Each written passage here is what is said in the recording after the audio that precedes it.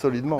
Le légume, c'est intéressant aussi parce que ça permet, nous, on l'a ressaisi d'une autre manière, c'est de travailler sur la question du maraîchage et du potager.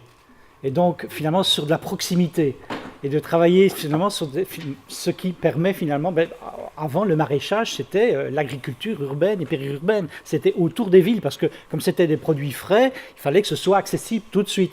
Et donc, revenir, finalement, à un modèle agroalimentaire qui pourrait privilégier, finalement, le maraîchage, le potager, c'est une façon aussi, nous semble-t-il, d'être un levier par rapport au changement. Et ce que je n'ai peut-être pas retrouvé dans les recommandations, c'est justement, et ce que M. De Scuter a mis en avant, c'est de travailler effectivement sur une réflexion sur des bassins de vie en termes de systèmes agroalimentaires plus résilients par rapport finalement à des chocs qui vont peut-être arriver, et de dire, essayons d'abord peut-être de réfléchir sur cette accessibilité aux fruits et aux légumes de proximité. Je sais bien qu'on ne peut pas faire tous les fruits et les légumes dans nos contrées, quoique peut-être avec le réchauffement climatique, on ne sait pas, mais c'est quand même peut-être un levier intéressant. Et donc on a à la fois le volet circuit court, volet économique, mais aussi un volet plus social, travailler sur des potagers communautaires, sur des groupements d'achat collectifs, travailler sur des ateliers cuisine qui soient pas seulement conviviaux mais qui soient aussi santé. Donc travailler sur tous ces éléments-là à l'échelle locale,